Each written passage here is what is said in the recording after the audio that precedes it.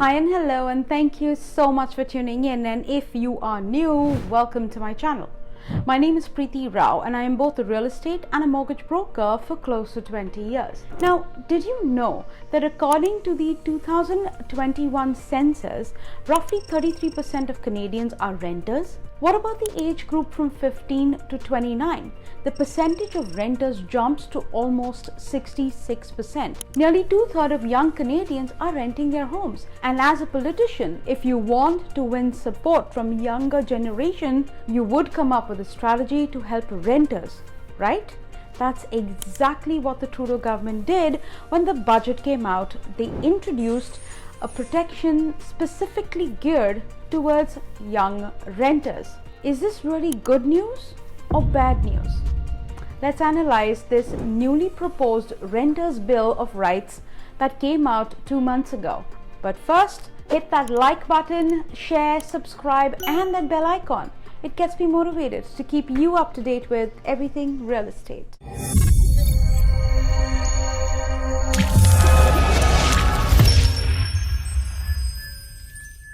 So if you are unaware about these Bill of Rights, let me tell you, there are three main things in this proposed Renters' Bill of Rights. Number one, the pricing history.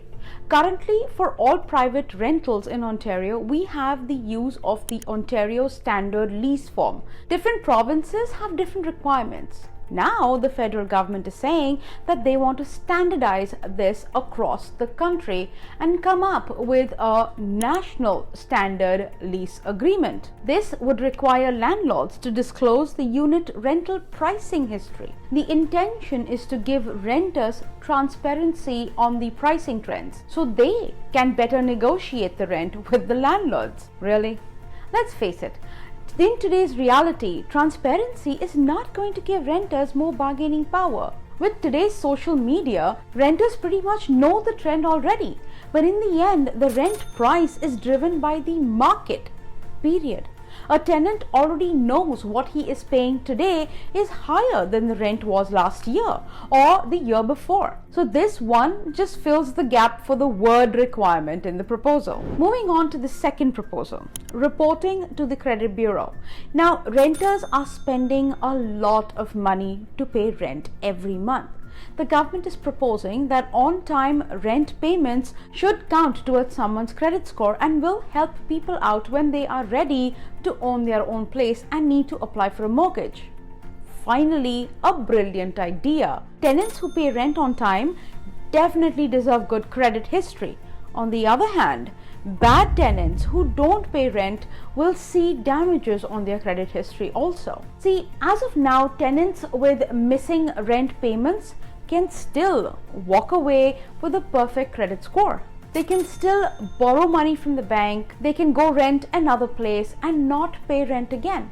The fact that the credit score does not get hurt is in a way encouraging this bad behavior. So if the government can put our rent history on their credit report, it will be great news for both the landlord and the good tenants. But we have a problem, Houston.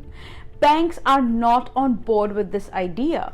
They are aware that if this proposal does get passed, then those bad tenants will get a bad rating and may potentially be a problem when it's time for them to borrow money to buy a home. The third proposal, the 15 million fund. In one of my previous videos, I spoke about the two legitimate reasons to evict a tenant. One, if you are taking the unit back for yourself. Two, if you have sold the unit to an end user, that means someone who's actually going to move in.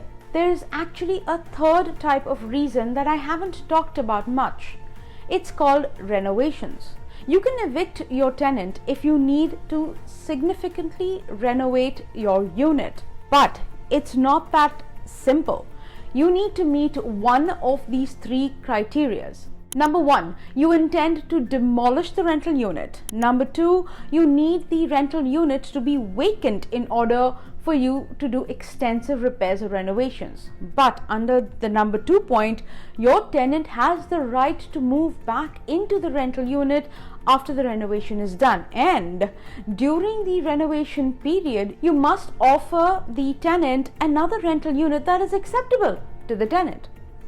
Point number 3, you intend to convert the rental unit into a non-residential property. See, the government is under the impression that the landlords are using renovation as an excuse to kick tenants out, so they created a $15 million fund for provincial legal aid organizations to help tenants fight landlords' abuse. Sure, if they are bad landlords, they should be penalized. On the other hand, I hope the government doesn't forget to penalize bad tenants who are actually holding the landlord's unit hostage and demanding cash for keys, not small amount but huge amounts. With the state of the landlord tenancy board, it's evident that the government is siding with tenants as they are the majority voters. Now, it's been 2 months since this proposal was made, and there has not been much of movement because Premier Doug Ford is following the lead of the Quebec government, has rejected Ottawa's plan to help renters, describing it as a form of creeping into jurisdiction matters by the federal government. Ottawa will need the provinces and the Union territories to sign off on this proposal plan. Meanwhile, there are questions whether this will help or hurt renters in the long run. Why is no one talking about the landlord? Well, as usual, we just have to wait and see if this bill actually gets passed or not. So, tell me what you think. Are you either a landlord or a tenant? What's your opinion about this? And in the meantime, if you like this video or have any questions, please don't hesitate to call me. If you still don't know who I am, just go check my rating on Google and read my client reviews. Till then, take care. And if you found value and liked this video and would like to see more content, click on the boxes on the screen. Once again, my name is Preeti Rao. My contact information is in the description box below. Make sure to hit like, share, subscribe and the bell icon so you don't miss any future videos. Thank you so much for watching, and don't forget to call me because I hold the key that opens the door to your dream home.